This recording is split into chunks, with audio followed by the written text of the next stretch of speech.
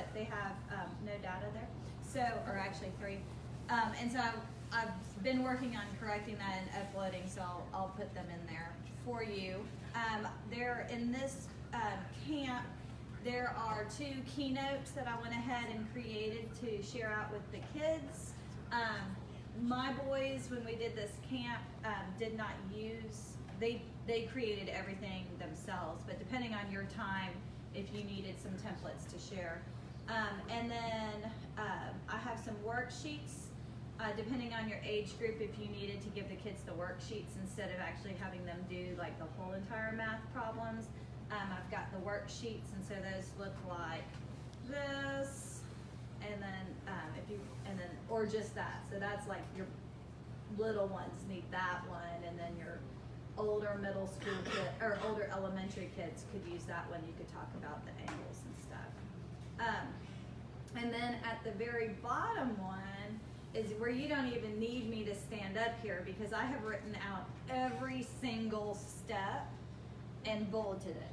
So you can just print this little sucker up and be able to recreate this camp. So the camp itself, I'm blessed to be given a camp every summer. And so, so this one was a STEAM camp. What do you want to do? Well, the kids love making movies. And so I was exploring on YouTube about some different things to do, and I came across all the cool holograms, because holograms are cool and sci-fi and all that kind of stuff. Did I do it right there?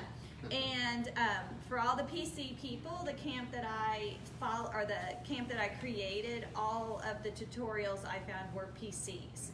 And the Macs didn't have all of what the PC Microsoft Office capabilities. So I tweaked all of those YouTubes into using all the Apple products. So if you're PC or Android, you too can do this yourself. So this is just all the Apple products. So let me, this is really kind of cruddy. So it's really not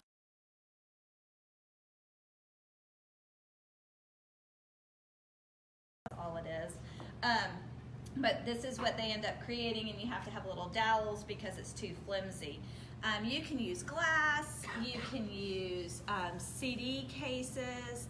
I had a booger of a time using those because I was teaching, this camp was 2nd grade through, I think 6th graders were in it.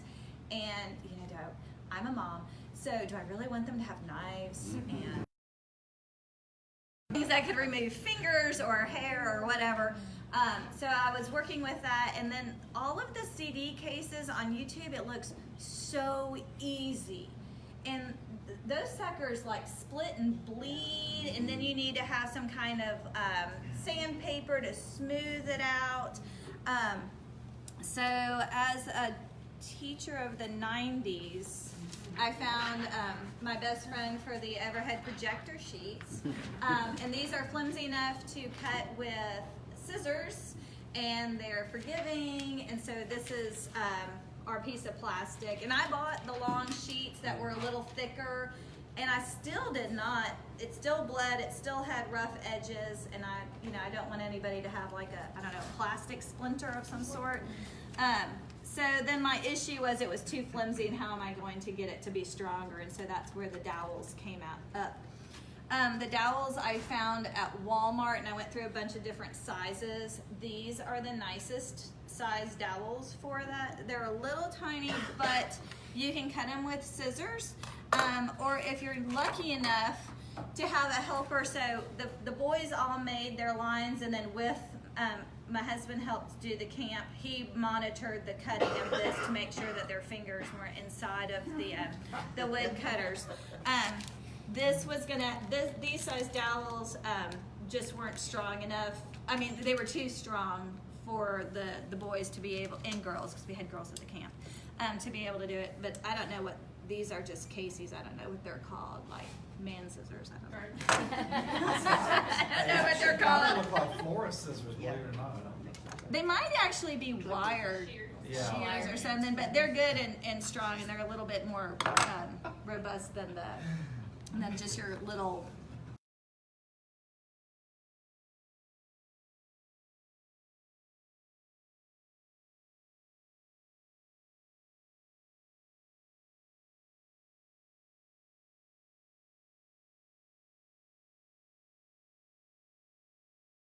and drew a line that was 2 squares long.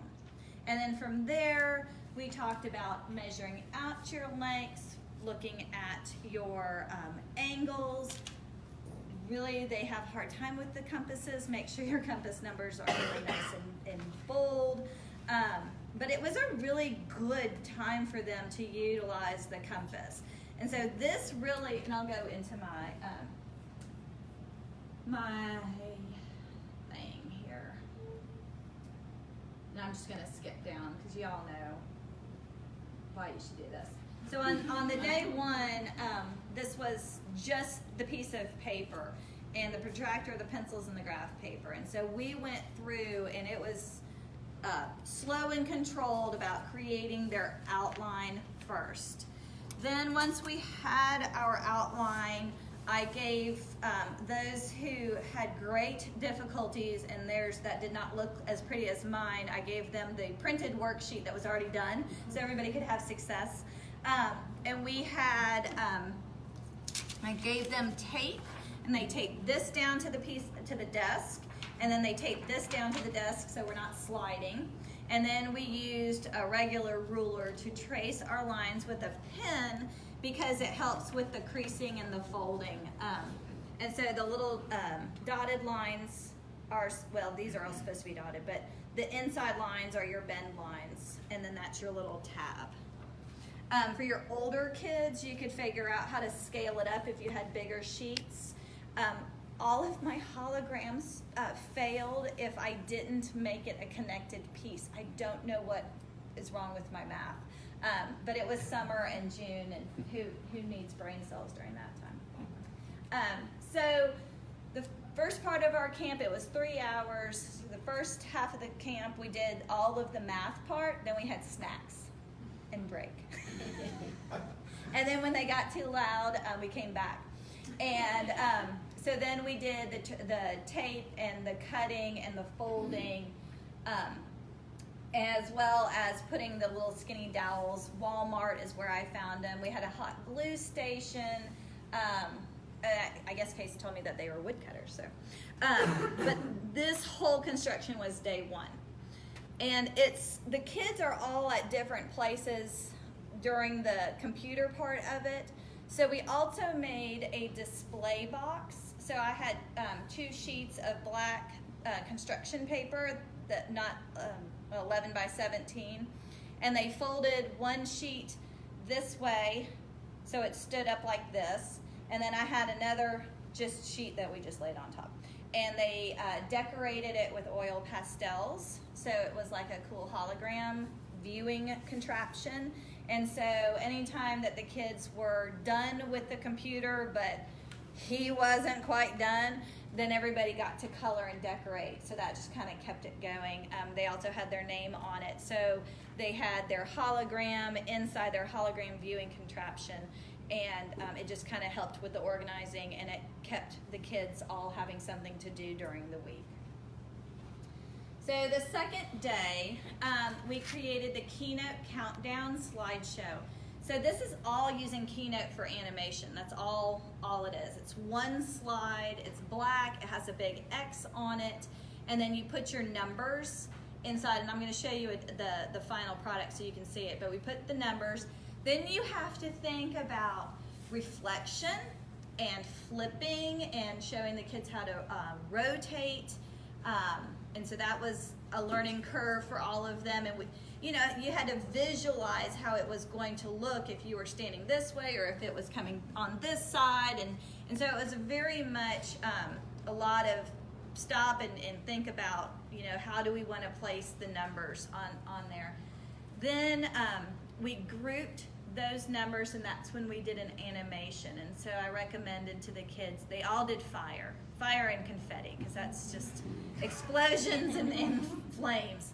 But you didn't want any kind of an animation that swooped across. It needs to do some kind of an appear, because if it swoops across, it's going to swoop across the screen and not look so cool. So we did an animation in and an animation out. And then once we got that one card done, we duplicated it. Our keynote countdowns were 10 seconds. It's really long. It's kind of painful, but they liked it. So my demonstration, I think, is just a 5-second countdown. But you just duplicate it, and then you just go in and you change your numbers, and then you export your keynote as your movie. So you're going to be making lots and lots of movies. We made a folder on our desktop to place all of our working pieces inside of it so that it was an easy access to it. So there's a keynote, and I've got a video on the keynote.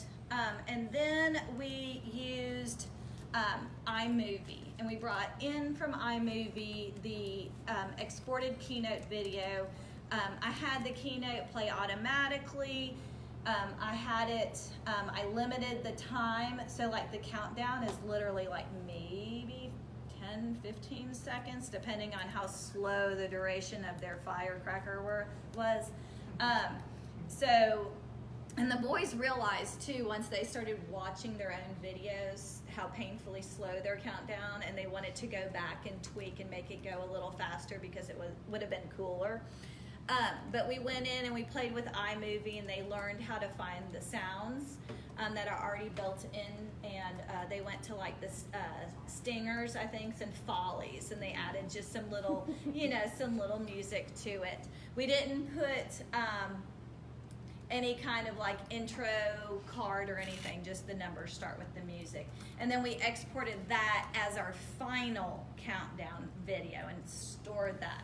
So that was day 2 working on that. The keynote, I will say, takes the longest time for them. They have to look at every single animation possible. They have to listen to every single song. I recommend headphones.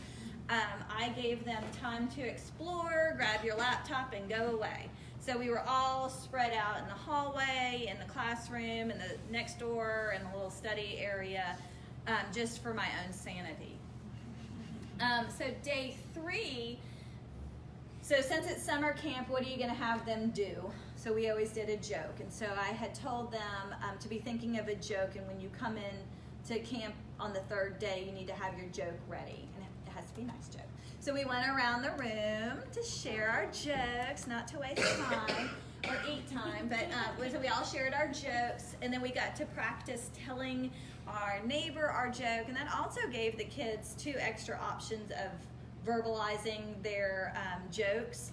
And when they shared it to the classroom, I would, what are you saying? You need to articulate and talk about like the presentation part of it and all that, making faces. And then we used photo booth to record the joke. Now, I made a mistake during the camp, and I was lazy, and I just put up black, I was totally lazy. I put up black cardboard. No, I didn't, not cardboard, but just bulletin board paper. And in a study room, even though we have green painted walls, I don't know. So I had them film behind there. That's not pretty. Just go ahead and get yourself some green paint and make something up for it. You just need your head, so get some cardboard from the pizza places and make it green and build yourself a little green screen area. The green screen works the best. So you need to record your joke inside photo booth. So after practicing, they learned photo booth, how to make the video, they already all knew. Disperse and go make your video, and then when they came back, we dragged that video onto our folder of our work folder. And then we took our iMovie, our photo booth movie, and we went back into iMovie. So we've already learned about putting overlay of music.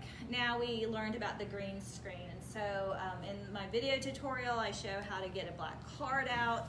We talked about how every time that you put like an image, it's always 4 seconds long. We talked about thinking about how long our joke lasted. We timed our jokes to see how long our cards needed to be.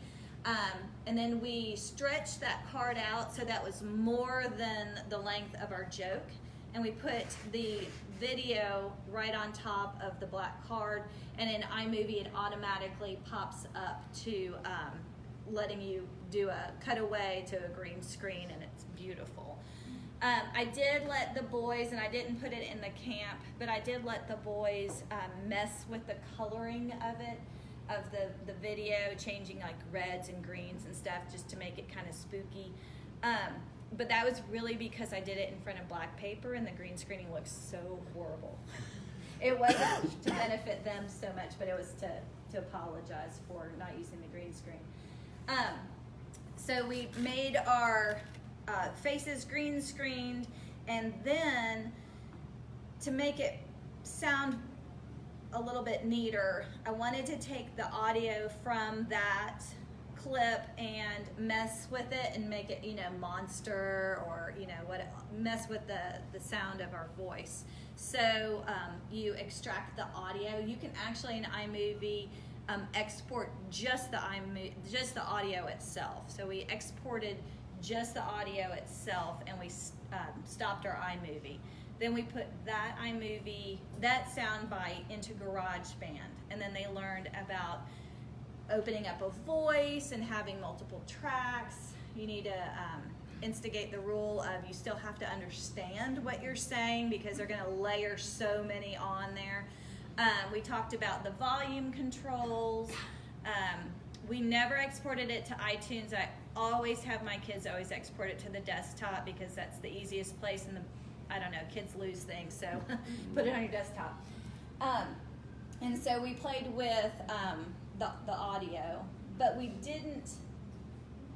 did all that on day 3 with the snack break. And some of the kids are, totally helpful and can do this and help you, help your buddies out. So this is Thursday, so close to Friday. And then you've got to take your video after you've exported your GarageBand song. You, with all the tweaked voices, you just have to drop that back into iMovie. I think iMovie used to be nicer, but now whenever you export iMovie, it's always a rectangle.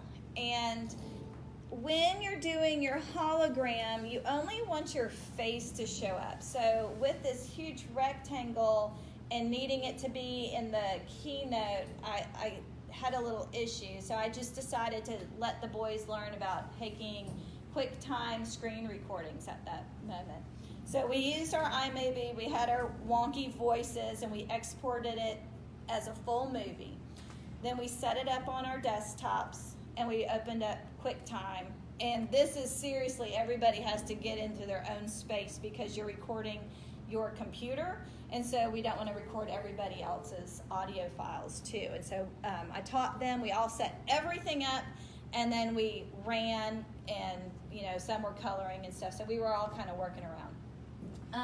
But we made the QuickTime, and when you have your face in your iMovie joke face up, you just want your head to be captured, and you record just yourself playing that. And you want to go ahead and start the QuickTime so that you have some stuff that you can trim, because it's so easy in QuickTime. You just go like edit and then like trim, and you've got trimmers. And so you can slide and adjust it. Not as nice as what iMovie does, but you can trim pretty easily. And if you just hold while you're clicking on the trim side, it extends the time even longer, so you can really get specific on how much you want. You don't want too much lollygagging time on your movie to play, because that's going to be pause time of just nothingness going on your hologram. So they did a QuickTime video on using QuickTime, and then we took our little head videos and we went back into Keynote. So now we had our second final video, but we had to go into Keynote, and it's the same exact sequence as the number countdown. Put your head on a card, do it 4 times, rotate it, group your heads so that they all play together, animate it so that your head comes in and your head disappears. Of course, your head turns into confetti if you're a boy, or flames. And then you export that keynote as on a movie. So now you have, and I think we named it like Final Jokehead or something like that. So I always made sure that the final ones had the final for them. So then we had snack break, and we came back and we did one more last iMovie. And so we took those two final pieces, we married them together. We placed people laughing. We did the cartoon boings. We did little sound effects for our video too. So when we're jokes, I had talked also to have them give their viewer a time to think when you tell your joke. So we had that little kind of noises inside of the videos. So they learned about sound effects. We put a little bit of song. Some of the kids put some songs in there. We talked about the sound volume in iMovie. We talked about looking at all your audio tracks and making sure that you don't have yellows and reds, and how to balance that out. How to also do a fade out if they had some music that just stopped abruptly. You know how tacky that sounded. So showed them that part two, and then we sent all of that to our desktops, and then we use Vimeo. So they all uploaded it into Vimeo, and let's see, escape. So if you're in this camp here, no, you won't see it. Where's my Vimeo? You'll see some, and I'm not gonna, let's see. I'm trying to remember, I think this one might have been, oh, all right. These are, so you've got your X, your viewer sits right on the center of the X. So imagine that.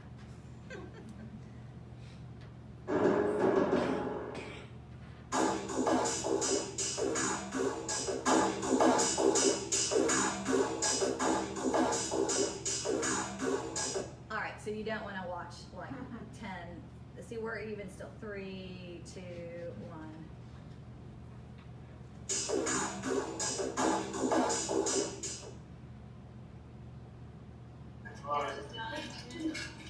I'm down the hologram. So you can see the importance of not having it. So these are kids walking on the road. They come upon these tracks. The first kid said these were elk tracks. The second kid says these were moose tracks. The third kid said these were deer tracks. And then they're all run over by a train.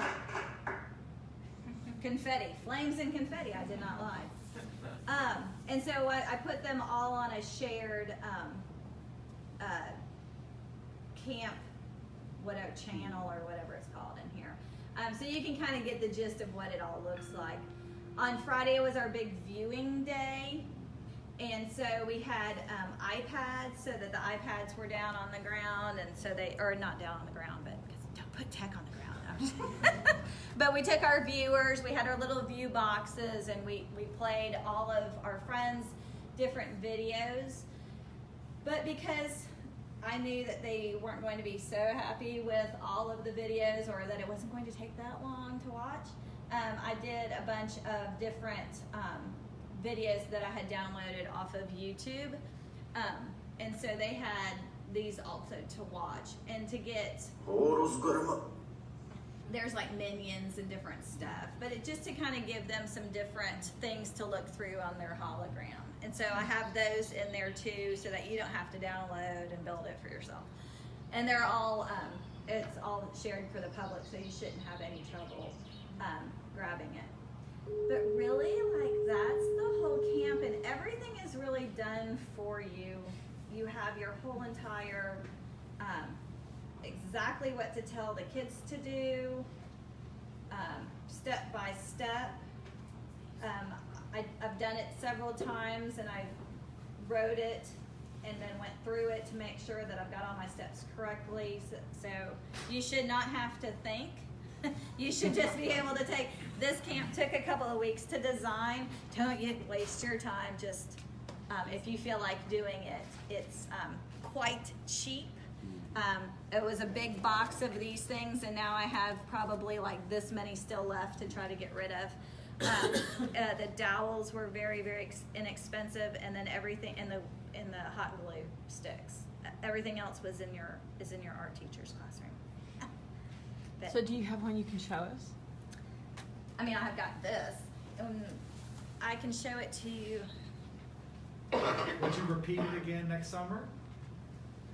So I'm not a big repeater. I'm a one and done. It'll probably be a couple of years before I do it to make sure that my kids are new to it, so they don't see it again.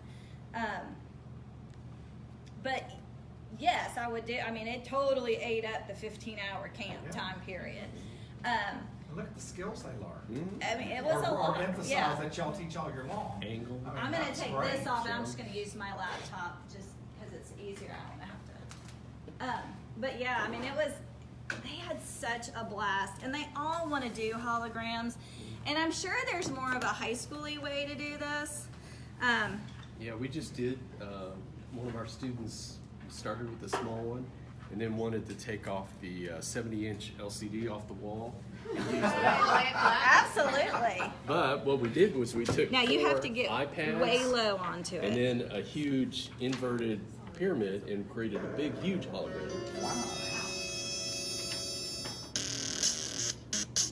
Do you see it, Lynn? So how are you supposed to look at it? Come down here. Well, you're on the tape side. Can we hit the lights?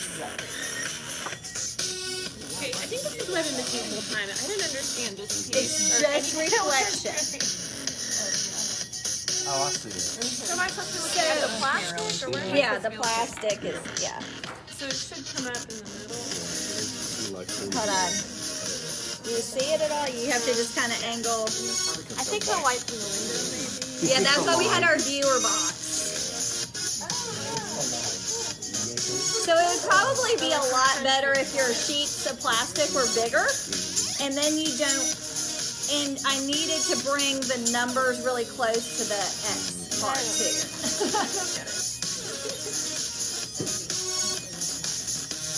Yeah, putting Okay, I up 4 thought no. iPads on each side, that works too. Yeah. Or take the monitor off the wall. Did you do it? We did the 4 iPads. I can't get this lower now. You have to lift up the laptop. Can you lift up the laptop? Yeah. There we go.